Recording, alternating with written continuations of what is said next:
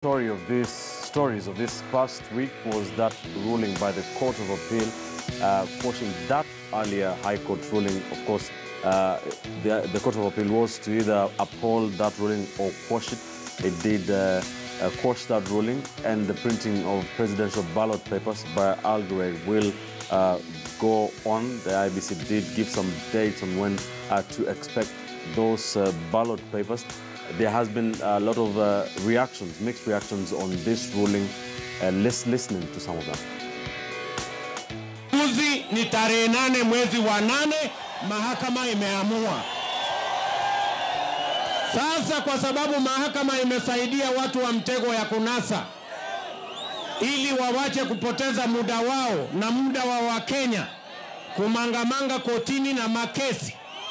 Sasa wajipange, watafute sera, waende kwa wananchi watafute kura, badala ya kupanga mambo duni ya kotini, ajikujaribu kusongesha uchaguzi na kupanga mambo mengine ambayo yanataka kuzuia uchaguzi Kenya hii.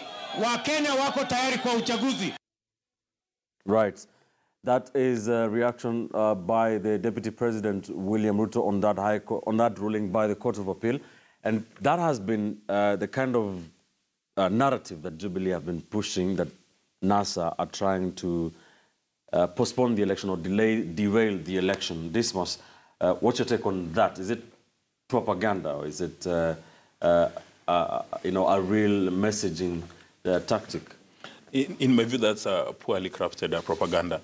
Because what NASA has been doing by going to the High Court is to offer clarity on pertinent issues which have either not been covered by various acts of the National Assembly or Parliament, or through the regulations. Like, for instance, on the case of the presidential tallying at the constituency level, it seemed like it was a gray area. So by NASA going to the High Court, they were just establishing clarity. And not even for the benefit of NASA, for the benefit of IBC, also to reduce the probability of having so many petitions coming from after the elections. So really there is nothing wrong when anybody, even if today somebody has got an issue, you can still go to the High Court tomorrow to seek clarification or clarity on particular issues. NASA has been bombarding or aiding the bombardment of IBC with court cases to simply derail it. No, I mean, even if you're a madman and you're at NASA, you know there's no way the August 8th date is going to be moved. The thing is cast in very solid iron. It can never be moved. You know, that's, if you need to move that date, then you need to have a referendum. Or if somebody, either a presidential candidate or a running mate, dies in the next few days, that's the only time you can move that. That has been Jubilee propaganda to create the perception that, in fact, NASA is not prepared. But the reason why NASA and other people have actually been going to the High Court is just for the purposes of clarity, so that things are in black or white. There's been a lot of gray areas. And on the latest ruling by the Court of Appeal, again, it's a misnomer for us to say that, in fact, NASA lost. Because most of the prayers that NASA had at the High Court of Appeal, all of them were rejected. This was a victory for, if it's supposed to be described as such as a victory, it was for Dr. Ukot, because he's the one who had indicated that we need to have a public participation. So even initially, the prior reporting by the media that it was a NASA victory at the High Court was erroneous. And even now, the reporting the last few days that NASA has lost at the Court of Appeal is also erroneous. They should be saying that it's actually third way, because it's only one ground, that prayer of a public participation, which sailed through. But again, when you look at it from an objective angle, the reason why we have the judiciary is to interpret the law and offer clarity on those issues. And it's absolutely important for anybody who thinks there's a matter that needs clarity to go to the High Court tomorrow, because those judges, when they're making their decisions or rendering judgments, they are alive to the facts that we are going to have elections on August 8th. And you even recall Justice Gidinji is the one who made the remark that for the avoidance of doubt, every Kenyan needs to be reminded that elections are going to be held on August 8th. Before we get into whether or your opinion on your views on that ruling by the Court of Appeal, let's talk about what Ruto was saying, like Dismas was talking about Mutinda, that narrative by Jubilee that NASA has been trying to derail the whole electioneering process. Dismas says it's poorly crafted propaganda.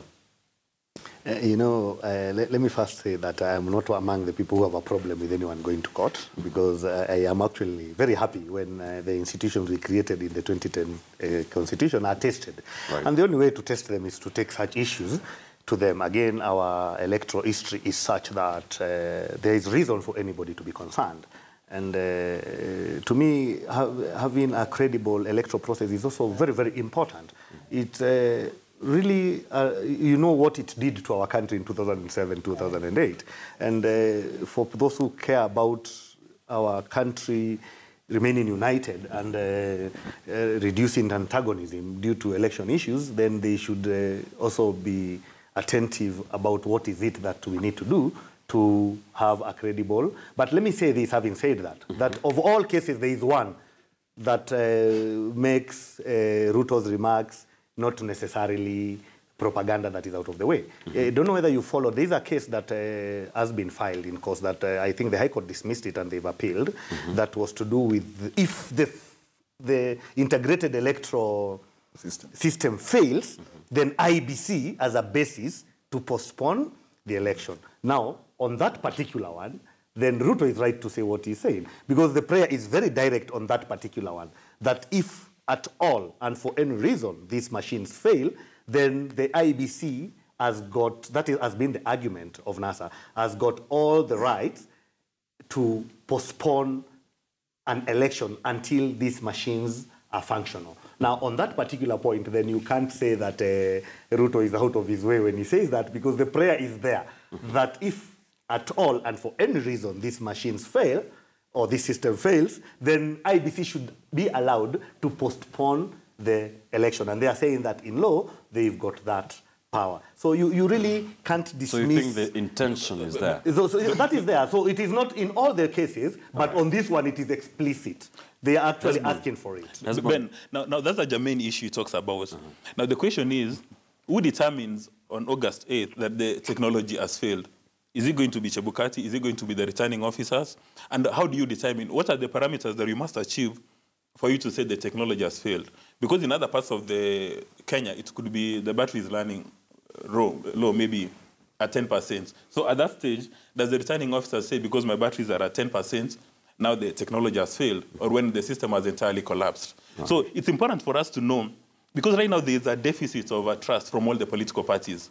There is need for clarity to know at what stage do we determine that the technology has failed. NASA should tell the court more about that. I agree with him. NASA should be clear. And are the agents supposed to be in agreement? If you're in a polling station, you've got NASA agents, Jubilee agents. So how does the returning officer come and say technology has failed? Does he need to consult with anybody? Or while having a cup of tea and yawning away, he can, at the flick of his fingers, he can say technology has failed. Right. Let's go to manual. We need that clarity, because Kenya, we've gone through systems of violence. And it has to be very clear that a returning officer will not just wake up in the morning because he received a call or he's in receipt of some money in his account and say, in my station, technology has failed, now let's jump to manual. Hezbo. I think there are two things that come to the fore. And the first one probably makes the statements by the Deputy President a bit of political propaganda. And that is the issue of clarity, that NASA has been going to court to seek clarity. And it is important that we have some of these things sorted before the election rather than have so many other cases after the election. Because after the election, the proclivity for violence is very high. But before the election, almost everything is in place, and you can easily tell who is inciting unnecessarily. But the second one is technically political, and it justifies what the Deputy President says, because there's a sense in which you realize that in as much as NASA is seeking clarity on these things, they're also political in their agenda. And what they're trying to do is that to ensure that IBC and any other person who may want to use the system, the processes for their mischievous means, is kept on toes until the end.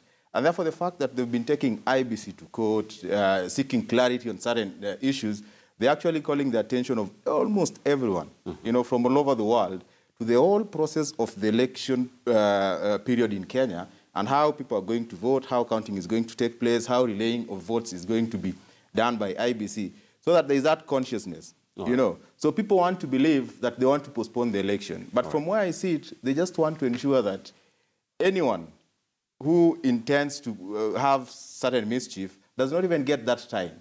And if they do get that time, by the time they'll be doing that, all the other Kenyans or any other interested party shall have understood the system so much so that if they see any mischief, they'll be easily be able to tell that there is mischief here. And I think to that extent, I want to credit NASA that, I mean, for you to keep everyone in the process and in the process help Kenyans understand, you know, the whole electoral process, the clarity that is involved. Because right now you go to any other normal villager in any part of this country, they'll tell you a lot more about the electoral process than they could in 2013. And credit goes to NASA. It's a good thing. Yeah, you go to anyone who is conscious and knowledgeable, they'll tell you that now we are clear on certain things. You know, and the clincher for me in all this process is the fact that the presidential election is held at the constituency level. All right. And now, let me take you back to that ruling that the presidential election results declared by the constituency levels will be final. Due to this going to court issue and the issues that you are raising, maybe I'm being too pessimistic, but are we going to see a process where come voting day, when the polling closes at 5 p.m. and some of these presidential results start being announced at the constituency level, then we start seeing people going to court? Because these will be final results, final presidential results. Is that a possibility, Dismas? Well, there's a probability of having 290 petitions because those are going to be announced at the constituency level. But that's an issue which shouldn't bother a voter in Kenya. Mm-hmm. That should be something in the desk of Chief Justice Maraga and his judiciary to come up with the proactive measures on how to mitigate that. Mm-hmm. Because the reason date for having results announced at the constituency level is to block what people in Kenya now refer to the Tharaka Nithi moment. That are in a particular station or a constituency, you may have a candidate having 10,000 votes. But on the way to Bomas of Kenya, something happens, it's multiplied or it's doubled, it becomes 20,000. Mm-hmm. So there's a very high probability of having those 290 petitions. Because again, the law is very clear that the only person who can reverse that is going to be the Supreme Court. So maybe Justice Maraga needs to come up with a schedule on how they're going to be managing that one. But it's very... You are better off managing litigation at the Supreme Court than having property going up in flames or people killing each other. Good point. Let's go to the ruling itself. Let me start with you, Mutinda.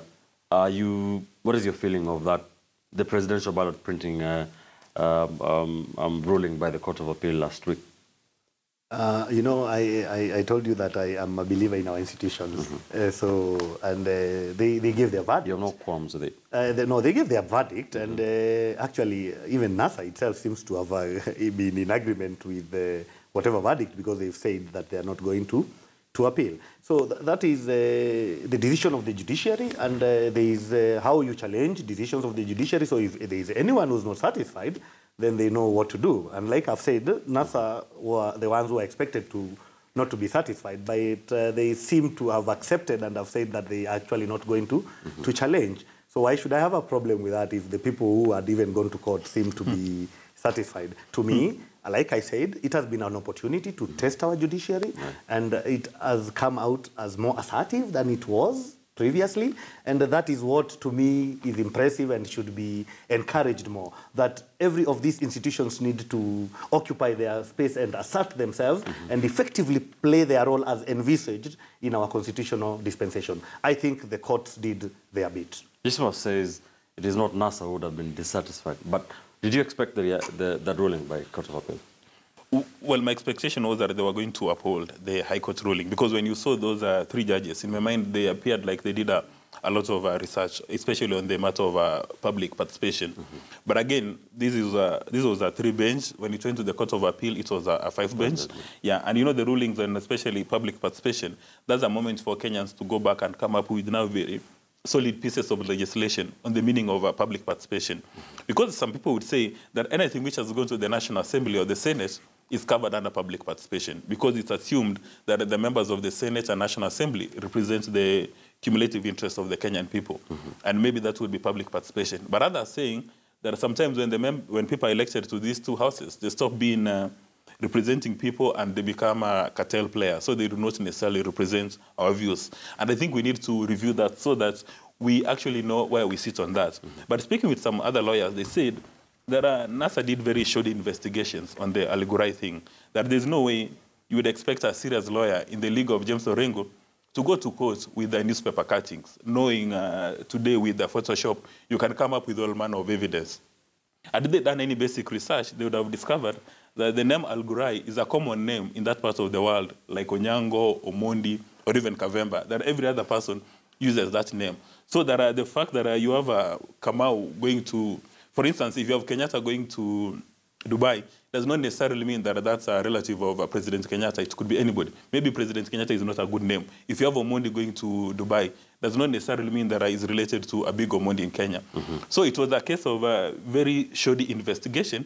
But as it were, James Orengo was just trying to push the needle to see whether all these things can be rectified. And to buttress the points raised by Hesbon, it's very clear that this is a strategy to keep IBC nervous, for NASA to tell them that whatever you are doing, we are watching. If you are going to venture into any misstep, we are going to call you out here. So it seems like NASA is running a very effective intelligence within IBC, which keeps giving them information on what is happening on a day-to-day. Hesbon? Yeah, I think I expected this ruling, and I think from where I see it, I don't think NASA was so hell-bent on having Al Ghurair, disqualified. They just wanted the spotlight on Al Ghurair, and they succeeded in doing that up to, I think, slightly more than a few days, to the election. More than 2 weeks to the election date. But secondly, you look at public participation and the public interest. You realize that the public interest overrides public participation, and it came out in the ruling that there is an extent to which public participation is, not as important as the interest of the public. And lastly, you also realize that if you read widely on public participation in democracies, there are so many strands of public participation, but the main two are the liberal public participation and the Republican public participation. Now, the Republican takes us back to the ancient Greek, where individuals would actually come to town halls and participate, which I think is what Dr. Kurekot envisaged. But you see, there is also literature that tells you that the liberal, so long as it is enshrined in law that the public is meant to participate, whether they participate or not, it is assumed that there was public participation. And I think to that extent, it was going to be very difficult, to pin down IBC or not having involved the stakeholders in public participation, because the fact that it is clear in the law means that the public know. So from the liberal tradition, legally, so long as anything that you're supposed to participate in and you didn't participate does not affect you as a legal citizen, you actually participated. All right. Yeah, but again, the I would question say about this public participation thing, Yes. because it is in our national values, and I think that is what the basis that which the court felt that it should have been factored in. The challenge that we are having is how to operationalize this. I think it's good to point out that Parliament has made some strides in regard to that, just to dispel whatever notion he was trying to say that something that has gone through Parliament is assumed to have public participation because these are elected representatives. To the contrary, Parliament has put in place laws, and that's why nowadays there is a lot of memoranda inviting the public to go and give their input on very different issues that are before Parliament. So the question is, what has these other arms of government and independent constitutional commissions and offices done to operationalize this need for public participation? I think that's where the challenge is, and I think actually the High Court pointed out that it is not them to blame that there is no mechanism for public participation, but the principle is clear that it should be factored in whenever some of these decisions are being made. So going forward, I think the challenge is on how to actualize this need for public participation. So that, as Esbon says, you see, for instance, if Parliament sends out a memorandum inviting people to give their views and contributions on a certain aspect, and no one shows up, then no one will come later and use the same to try and challenge whatever the decision they came up with, because they actually publicly gave an opportunity to anyone to go and give their contribution. So if you don't, but in a situation where that opportunity was not provided, then I think citizens have a right to question now that it is clear that their input should be considered. But two very interesting theories. Let me hear a third one. Who defines public interest? When the judges were making this decision, they said in their view, we need to place a premium on public participation. But who actually defines? Is it these judges? And this has brought a lot of issues, especially in the US, where the Supreme Court has got the last word. So people asking, these Supreme Court judges are not elected officials, but they've got the last word. They determine what public interest is, what public participation is. Maybe that's something that we need clarity. Now, Kavemba talks of so many issues are happening at the National Assembly, where the clerk of the National Assembly or the Senate invites people to bring information. Like, for instance, during the vetting of many of the cabinet secretaries, people were invited to present their objections or submissions. But what tends to be the case, that most of the time, the chairman of that parliamentary committee, at his pleasure, he can ignore. You can go present a very solid memoranda, he'll read it out, but he'll put it in the dustbin. So we need a lot of clarity on this, and that's why we need to have so many cases going to the High Court, so that we have very solid jurisprudence, that we have those case laws, so that in future, if somebody now wants to question any matter, there's a case law. But as we see today, the judges of both the High Court and the Court of Appeal are breaking new ground in coming up with jurisprudence. Great stuff. All right. Bottom line, after all is said and done, from where you sit, Hezbon, is IEBC, is it all systems go for IEBC to conduct the election in 15 days' time? Have all the obstacles before them seemingly been cleared? I think, yeah. From where I sit, I think the biggest thing was the Al Ghurair and the presidential ballot paper. And now that that has been cleared, IEBC is now free to open its system, do everything that would ensure that we have a free, fair, and credible elections. Probably educate the public a lot more, rather than tell us what the systems are going to do, like what they've told us, the two safety valves that they have from the national office. It is important that we also understand that this election is going to be, especially the presidential election, is going to take place at the constituency level. So we should also hear the voices of returning officers, and in some instances, the coordinators and even presiding officers, give us confidence that the system that the IEBC has put in place is working, and because they are the guys who are going to be in operation, they understand the system, they understand where there can be challenges, they give us the mitigations that they have in place, so that at the basic level where voting is going to take place, we have that confidence. And we have this belief that it is not just about the national commission, maybe the commissioners and the chairman, it's about the integrity of the people down there and what they're going to do. In 40 seconds only, Dismas, do you see any more obstacles coming up for the IEBC? Well, in my view, there's no more obstacles are coming up, save for there are a number of senior officials at IEBC who were suspended by a full plenary, go back to work without the entire full plenary, again concerning that. I know it's the case of Mr. Moati, who is the ICT director, and people are beginning to ask, are there cartels that are running IEBC? Because when you got a full plenary taking a decision that we are going to move in a particular manner, and then decisions are implemented, then a few days later, the affected officers go back to work without the full plenary, then you begin to ask questions that are, whose interest are we serving here? Are we serving the interest of the voters who desire to have a peaceful, free, fair, credible election? Or there are some special cartels that are holding the commissioners hostage? And I think that needs to come out clearly. But as we speak right now, it seems the case that the confidence levels are very high. And it's up to IEBC, especially the commissioners, to realize that up to 75% of their work is to engage in communication. Because for the longest time, the guys have been winking at a girl in the dark, so nobody knows what is happening there. Mutinda, is everything ready to Yes, I think everything is ready to go. And IEBC actually now have no reason not to deliver on the 8th. And their focus now should be on putting everything in place to ensure that they give us a credible election. You know, I've been talking to Kenyans out there, and I've been telling them, you know, there are those people who love their politicians more than they love this country, and there are those who love this country more than they love the politicians. For those who love this country more than they love the politicians, it is clear that their interest would be in a credible electoral process, so that irrespective of who wins, if we have a credible election, then Kenya will have made a very big step ahead. Because the truth of the matter is that this fixation with electoral issues for the last, you know, you can imagine 2007, 2013, now we're in 2017, we need to move from there. And the only way we are going to move from there is when everybody has confidence that now we've gotten it right. That is the test that we are waiting to see whether IEBC passes or not. All right. Yes.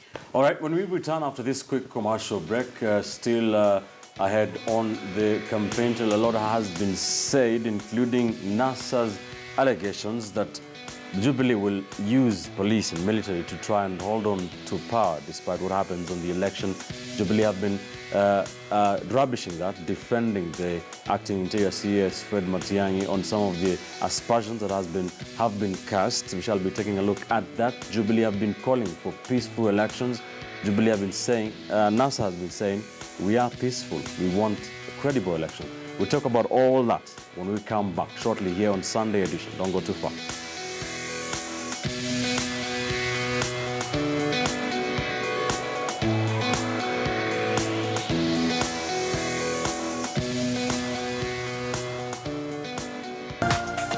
This is KTN News.